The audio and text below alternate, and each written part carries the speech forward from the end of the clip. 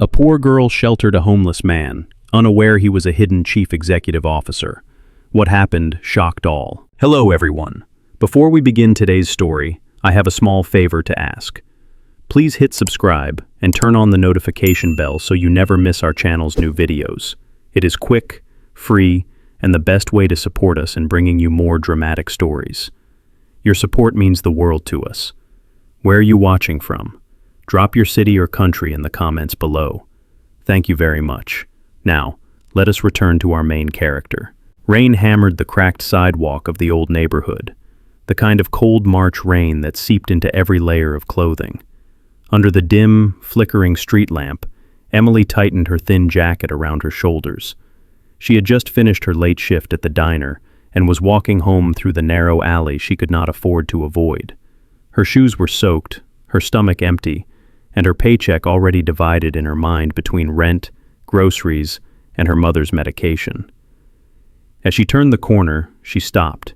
A man sat slumped against the brick wall, drenched from head to toe. His beard was overgrown, his hair matted by the rain, and his hands were trembling as he tried to keep them warm beneath his torn sleeves.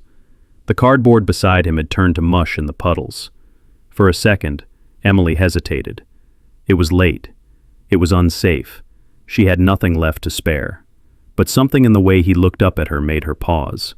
His eyes were tired, not aggressive, not demanding, just tired. "Are you all right, sir?" she asked softly. He opened his mouth as if to answer, but only a shiver came out.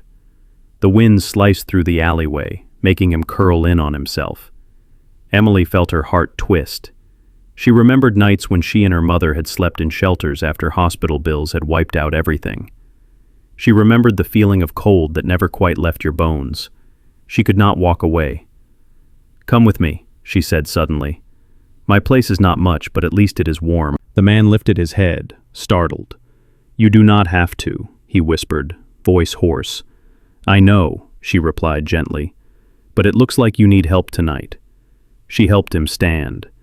His clothes were heavier with water than she expected, and he stumbled once, gripping the wall for balance.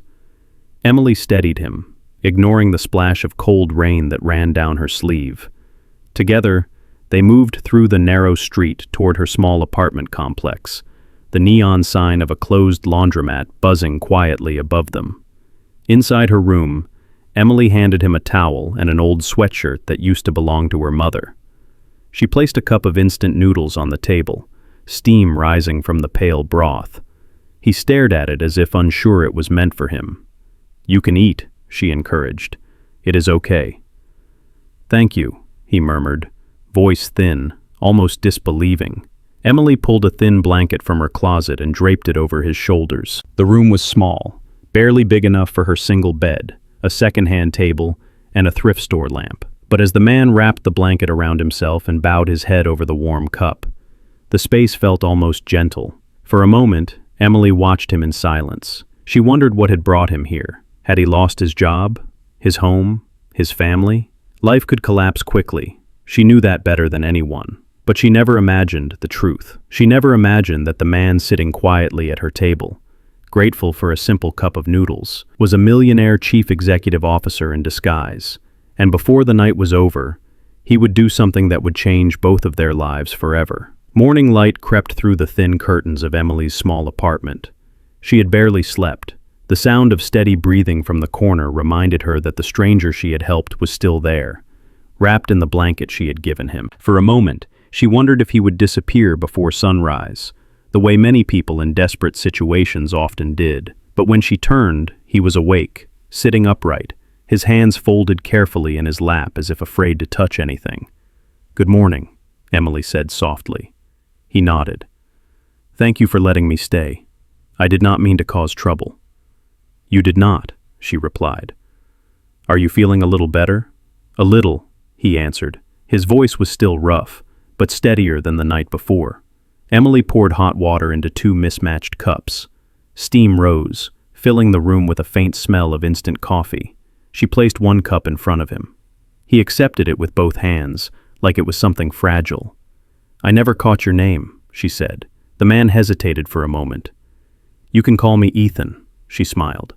"I am Emily." He repeated her name under his breath, almost like he wanted to remember it. The apartment door rattled suddenly. Emily flinched. A moment later, her landlord's voice echoed down the hall. "Emily, rent was due 3 days ago. I cannot keep waiting forever." Her pulse spiked. She stood quickly and opened the door just enough to step out. "I know. I am trying. Can you give me until Friday?" "You said that last week," the landlord replied, arms crossed. "There are people waiting for this unit. I need an answer." "Please," she whispered. "I just need a little more time." He sighed, annoyed. "Friday. That is the last extension." Then he walked down the stairwell, leaving the words hanging like a weight over her shoulders. When Emily re-entered the apartment, Ethan was watching her carefully. His expression was unreadable, but his eyes carried a quiet sadness. "You are behind on rent," he said gently. She forced a small smile. "It happens." "Does it happen often?" Emily shrugged, trying to brush it off. "Life gets heavy sometimes, but I will manage."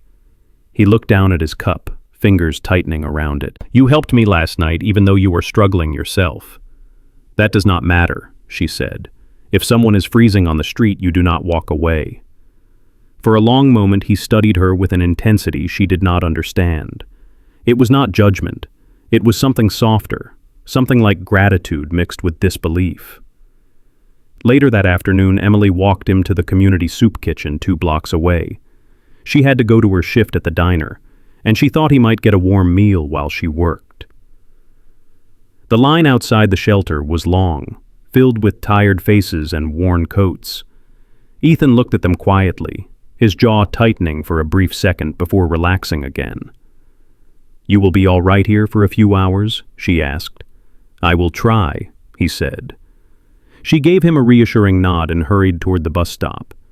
Her shoes splashed through shallow puddles, her thoughts spinning. She worried about rent. She worried about her mother. She worried about the man she had just left behind, though she had no reason to. But she did not know that Ethan watched her until she turned the corner. She did not know the way his gaze lingered, heavy with something unspoken. And she certainly did not know that everything about her life was already beginning to change. Because Ethan was not an ordinary drifter. And before the end of the week, the truth would start to surface. Emily's shift at the diner dragged on longer than usual. The lunch crowd had thinned, but the exhaustion of the morning lingered in her shoulders. She wiped down the last table and forced a smile at a customer on the way out. Her feet ached, her stomach growled, and the weight of Friday's deadline pressed heavily on her mind.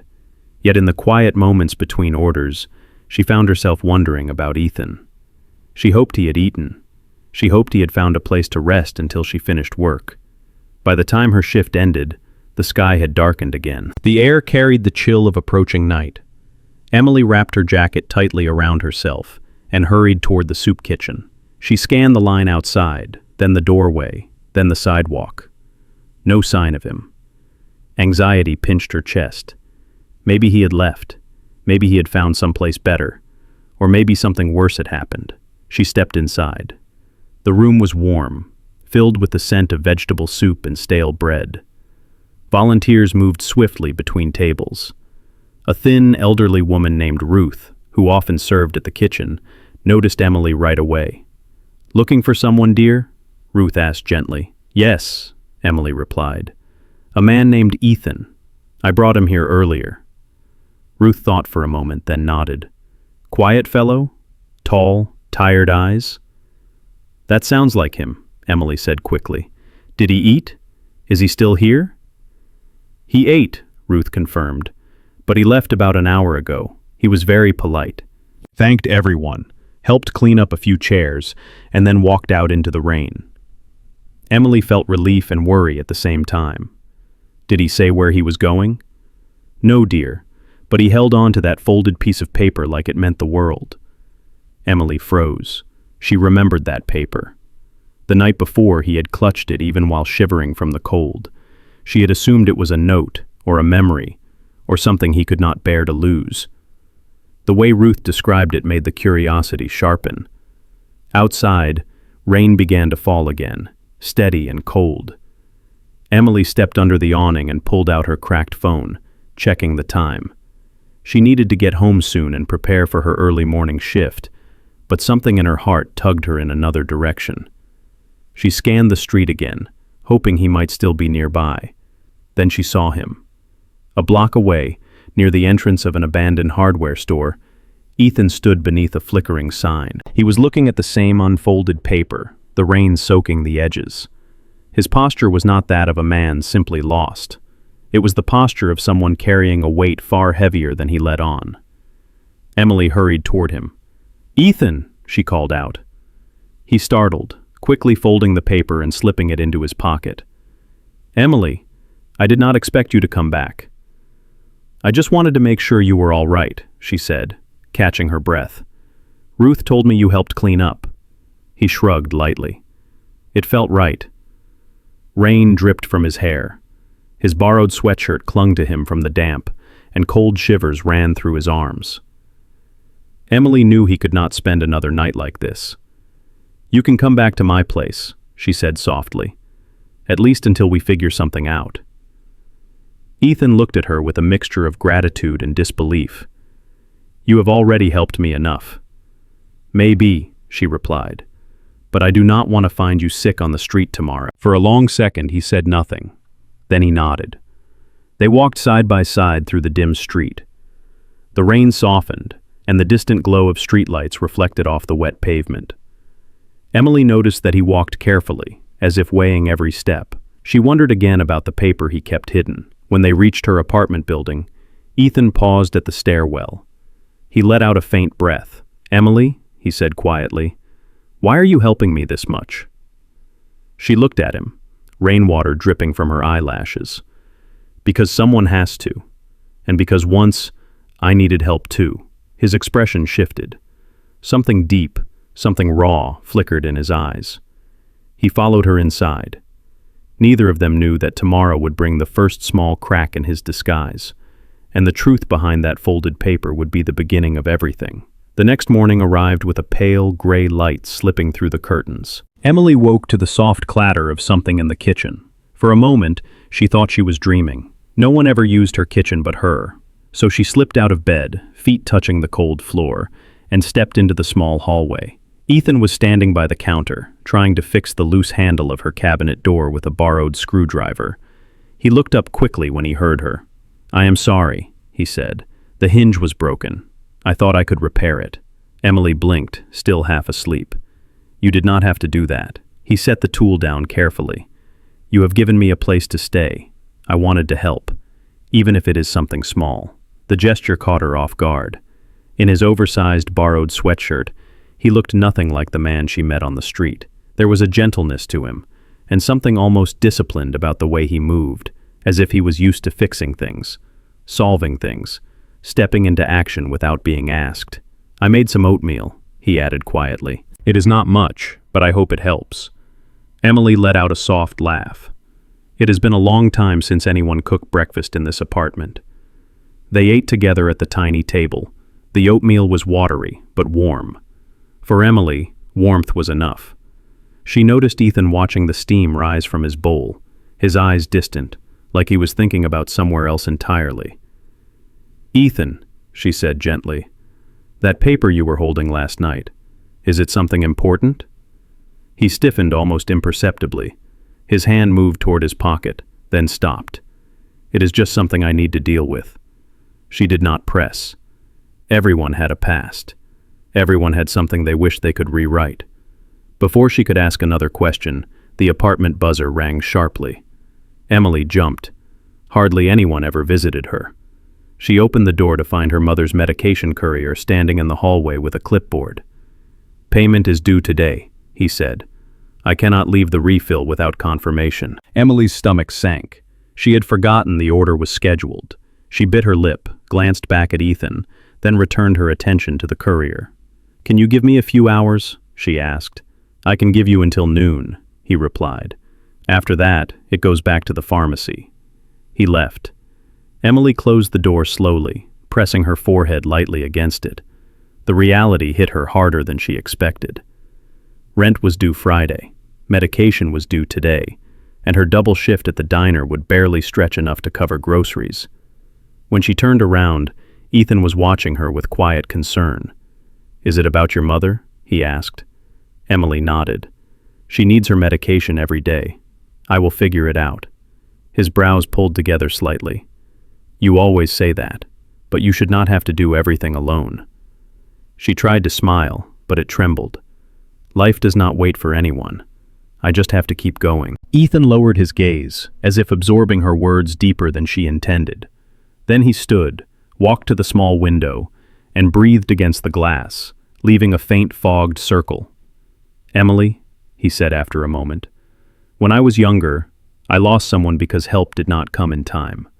It changes you. It makes you see things differently."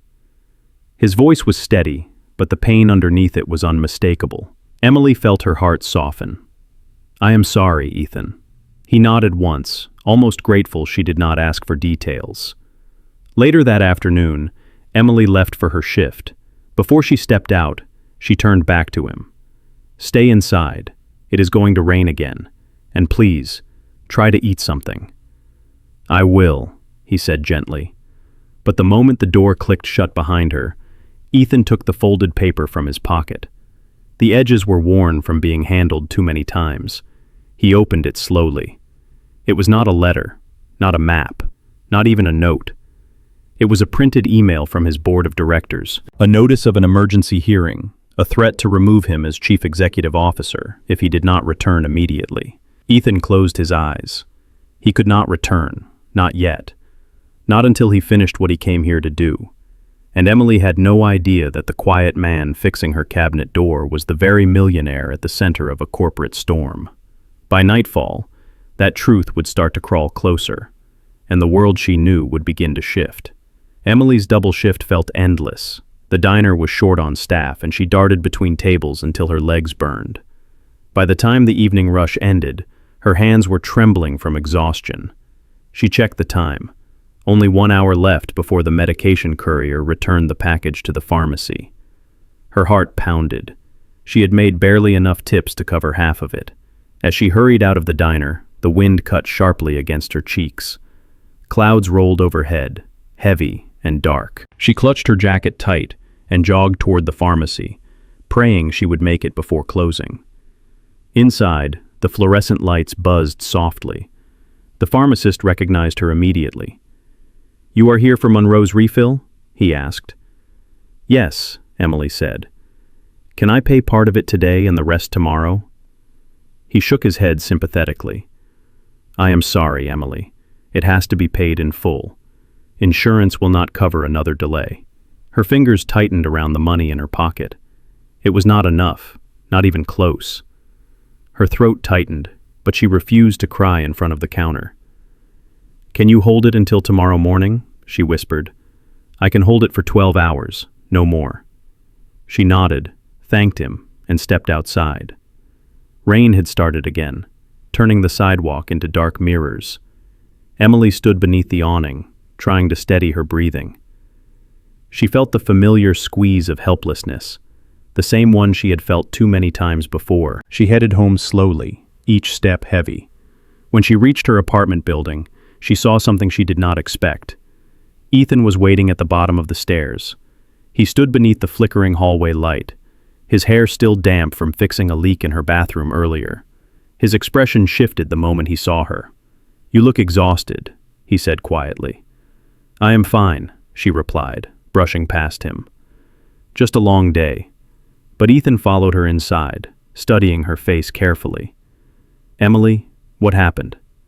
She set her bag on the table and let out a shaky breath. She did not want to burden him, but the weight inside her chest was too heavy to pretend anymore. "My mother's medication," she finally admitted. "I did not have enough to pay for it today." Ethan exhaled slowly, as if the words struck deeper than she realized. "How short were you?" She shook her head. "It does not matter. I will take another extra shift tomorrow." "Emily," he said softly, "you should not have to fight this hard every single day." She tried to smile, but it collapsed into a tired sigh. "This is just life. You keep moving until something gives." He stepped closer, his voice quieter. "You helped me without knowing anything about me. Let me help you now." Her eyes widened. Ethan, I cannot ask you for that. You did not ask, he replied gently. I am offering. She looked away. I do not want charity. It is not charity, he said. It is gratitude. Silence settled between them. Then, very slowly, Ethan reached into his pocket. He pulled out a $20 bill, folded neatly. It was not much, but it was everything he had allowed himself to carry while undercover. He held it out to her with both hands, not as a savior, but as someone humbled by what she had already given him. You gave me a warm place when I had nothing, he said. Let me give something back. Emily stared at the bill. Her pride battled with necessity. The memory of her mother's trembling hands during the last hospital visit rose sharply in her mind. After a long moment, she accepted it. Thank you, she whispered. A softness filled Ethan's eyes. Not pity, something else, something heavier. Later that night, while Emily slept, Ethan sat silently at the kitchen table. He unfolded the printed email again. The board of directors demanded his return at once. His temporary disappearance had already caused panic across coal industries. He folded the paper back into his pocket. He was not ready to go back. Not when Emily still needed him. Not when the world she lived in felt far more real than the polished offices and glass towers waiting for him. And not when something in him was beginning to shift in a way he had not felt in years. Outside, thunder rolled across the sky.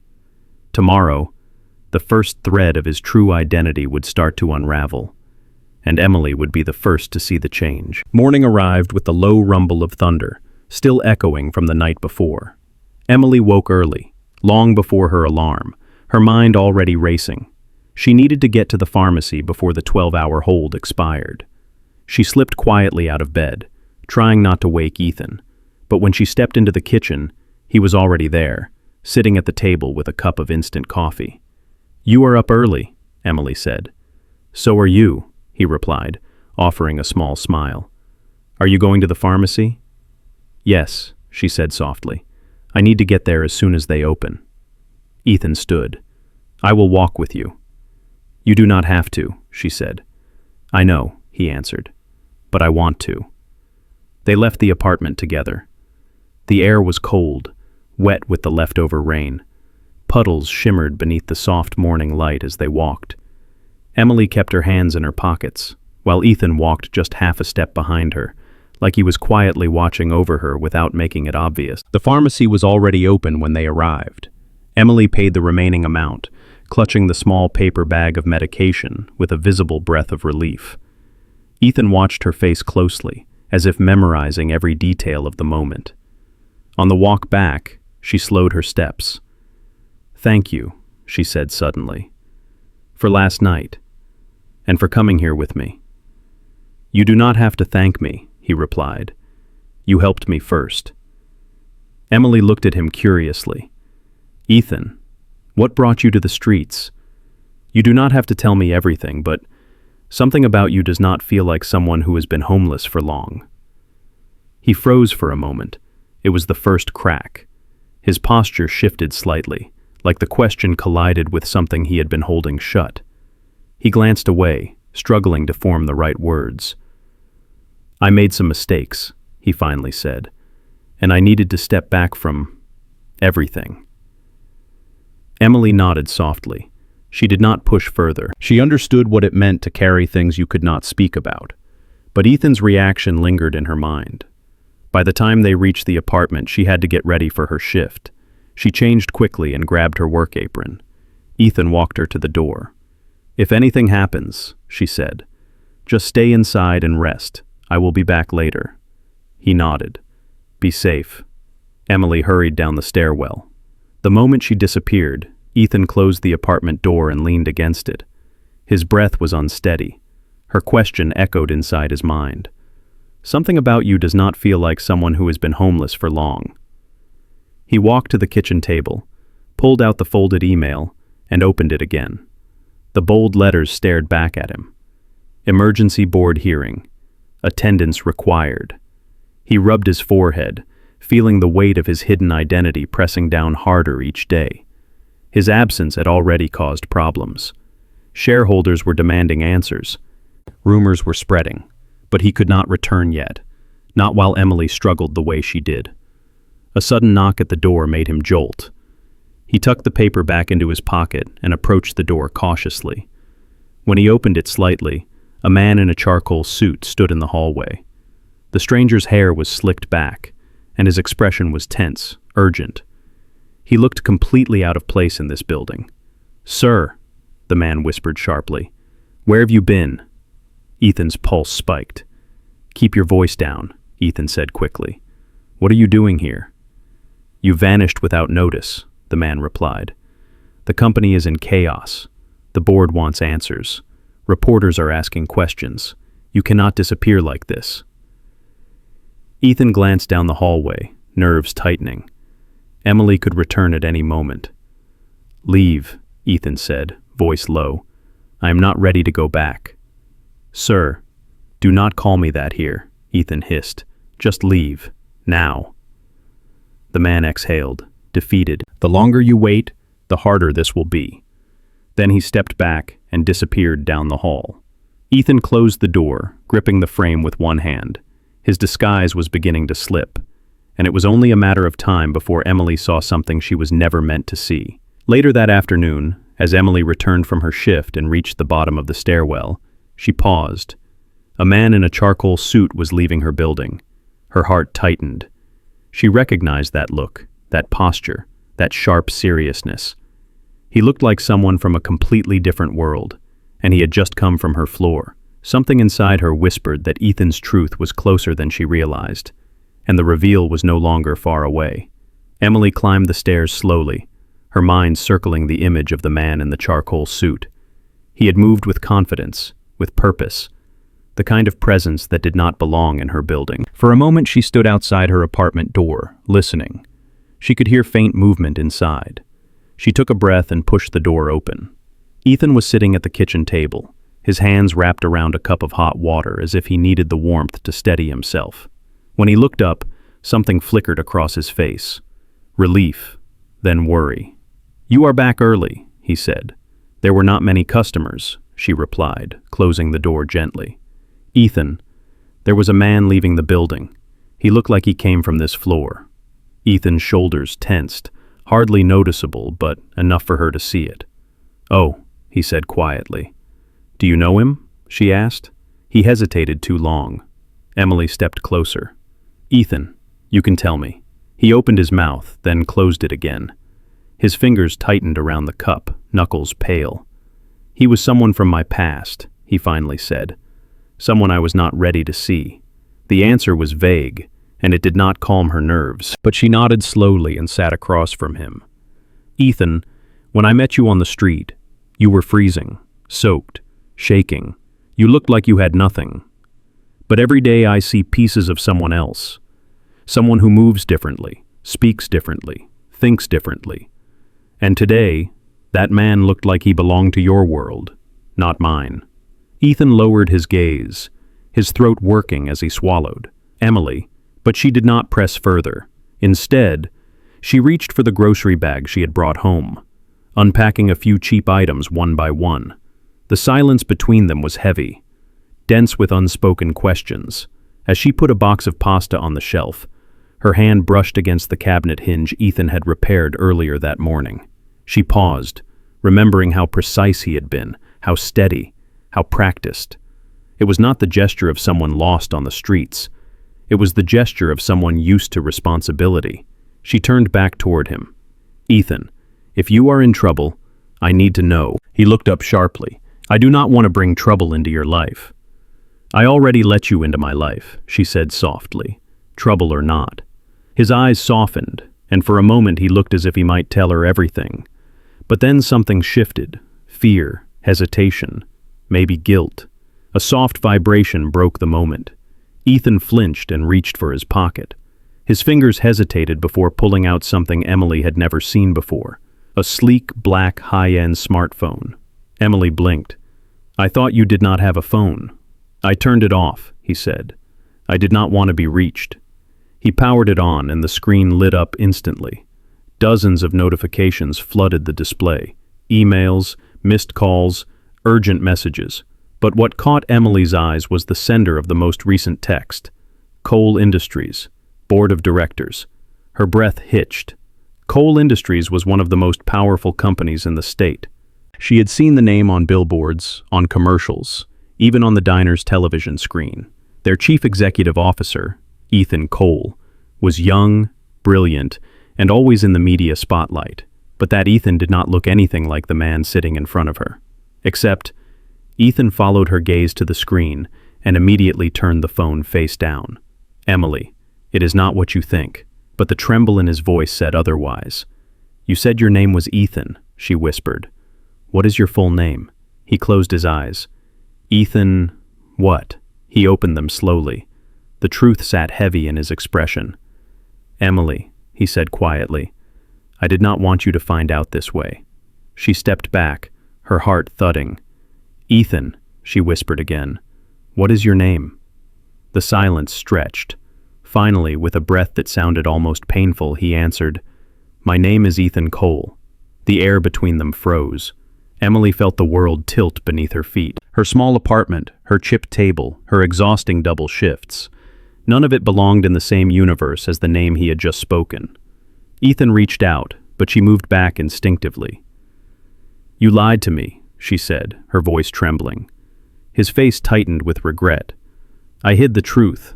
I should have told you." She shook her head, hurt and disbelief crashing through her. "You let me think you were homeless. You let me worry about you. You let me bring you into my home. Why?" "Because," Ethan said, his voice breaking, "the day you found me in the rain, I needed kindness more than I needed power." But Emily was already turning away, tears burning her eyes. The truth was out, and the trust between them had shattered. Emily stood near the window, her back turned to him, breath unsteady. The truth pulsed in the air like a storm that had finally broken open. Ethan Cole. The name echoed again and again in her mind. It did not make sense. It could not make sense, yet the look on his face told her it was real. Ethan reached toward her slowly, his voice low and strained. "Emily, please, let me explain." She wiped the corner of her eye with the back of her hand. "Explain what, Ethan? That you are a billionaire who let me bring you home like a stranger on the street? That you lied about who you were when I asked you directly? How am I supposed to feel right now?" He stepped closer, then stopped, giving her space. "When you found me that night, I had just walked away from everything. My company, the board, the noise, the pressure. I needed to disappear for a moment. I needed to remember what life felt like without people expecting me to be perfect." Emily shook her head. "You could have said any of that. You did not have to pretend you were homeless." "I was not pretending," he said quietly. "I had been walking for hours in the rain. I left everything behind on purpose. Phone off, no driver, no assistant, no shelter. I wanted to see what the world looked like when no one recognized my name." Emily turned to look at him finally. His eyes held exhaustion she had not seen before. Genuine exhaustion. The kind that went beyond physical. "And then you showed up," he continued, voice softer. "You helped me without hesitation. You did not ask for anything in return. You did not care who I was or what I owned. You just cared." Her breath trembled. Kindness does not need a reward, but honesty does. His jaw tightened with regret. "You are right. I should have told you sooner. I was afraid that the moment you knew, everything would change." "Well, it changed anyway," she whispered. Silence filled the apartment, heavy but not empty.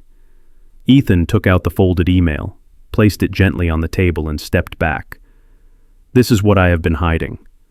My board is threatening to remove me. They believe I am unstable or irresponsible for leaving without warning. But I could not go back. Not yet. Not when I had found something real, for the first time in years."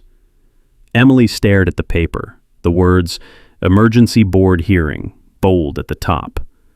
A powerful company, a missing chief executive officer, a man collapsing under the weight of expectations she could never imagine. She felt a pull inside her, confusion, hurt, but also empathy. "Ethan," she said slowly, "you should not have lied. But I understand running away from things that suffocate you. I have done that too." He let out a breath, almost relieved. "I never meant to deceive you. I just wanted one moment in my life where I was not Ethan Cole, the chief executive officer. I just wanted to be a person." Emily sat down, exhaustion washing through her. She looked at him, truly looked at him. His clothes were worn, his hair still messy from the rain, his hands slightly shaking. He did not look like the polished figure from magazine covers. He looked human, lost, tired, and scared. "Why tell me now?" she asked. "Because you saw the man at the door," he replied. "Because the lie was collapsing. Because you deserved the truth. And because—" He paused, gathering himself. "Because you matter, more than you know." Her chest tightened. "Ethan, I do not know what you want from me. I do not want anything from you," he said. "But I want to give you something, a chance, a way out of this struggle." Emily frowned. "I do not want your money." Ethan shook his head. "This is not about money. It is about opportunity. I run a foundation branch inside Cole Industries. We help low-income families, single caregivers, community shelters. You understand these struggles better than anyone. If you want it, I can offer you a job there. Not charity. A real position. Something you can build." Emily's breath caught. A job like that would change everything. Her rent, her mother's medication, her future. But trust was not something she could rebuild in one conversation. "I need time," she whispered. Ethan nodded immediately. "You can have all the time you need." A long, quiet moment passed between them. For the first time since the reveal, Emily's voice softened. "You should eat something. You look like you have not slept." Ethan managed a faint, weary smile. "Only if you sit too." They sat together at the small table. Not as a billionaire and a poor girl. Not as a liar and someone lied to. But as two people trying to navigate the truth that had finally surfaced. Outside the window, the rain had stopped. But inside the room, the shift had already begun. Tomorrow, her choice would determine everything. The next morning arrived clearer than any day that week. Sunlight filtered through the thin curtains, casting soft lines across the floor. Emily woke with a heavy feeling in her chest, not from exhaustion, but from the weight of the decision she knew she had to make. She sat up slowly, listening to the quiet rhythm of the apartment. Ethan was in the kitchen again, silently pouring hot water into 2 cups. He turned when he heard her footsteps. "Good morning," he said gently. "Morning," she answered, her voice small but steady. He handed her a cup. She wrapped her hands around it, letting the warmth seep into her palms. For a long moment, neither of them spoke. The tension from the night before had softened, but it still lingered, waiting for clarity. Ethan finally broke the silence. "Emily, whatever you decide today, I will respect it." She drew a slow breath. "I just needed time to understand what all of this means. It is a lot, Ethan. You went from being a stranger I found in the rain to someone with an entire company searching for him. And I went from helping you survive a cold night to learning that you were hiding from a world I can hardly imagine." "I know," he said quietly. "And if I could go back and tell you sooner, I would." Emily nodded. "I believe you." His shoulders eased slightly, a small shift but noticeable. After breakfast, they left the apartment together. The air was crisp, fresh from the long rainstorm. As they walked down the street, Emily glanced at him. His face looked calmer, as if the burden of hiding had finally begun to lift. They stopped near the entrance of the soup kitchen, the same place Emily had first brought him for a warm meal. Ethan looked around at the volunteers setting tables, at the line of people waiting with tired eyes, and something changed in his expression. A quiet resolve settled there. "Emily," he said, turning to her, "this place, people like you reminded me what leadership is supposed to mean. Not power, not pressure, not expectations, but responsibility, to do something meaningful." Emily watched him, hearing sincerity in every word. I want to run my company differently, he continued. I want to build programs that actually help people, not just look good on paper. And I want you to help me do that. Not because you owe me anything, but because you understand this world better than I ever could. Her chest tightened. You really think I can make a difference? You already have, Ethan said softly. For me. He reached into his coat pocket and pulled out the folded paper, the emergency board email. But this time, instead of fear, there was determination in his eyes. I'm going back today, he said. I have to face them. But I would like you to come with me. Not as someone who saved me, not as someone I want to help, but as someone I trust. Emily looked at the paper. She remembered the exhaustion in his face, the way he had run from everything, the weight he carried alone. And she realized that helping him was no longer about charity or fear or obligation. It was a choice. Her choice. Slowly, she nodded. I will come. Relief washed over him, but also something deeper.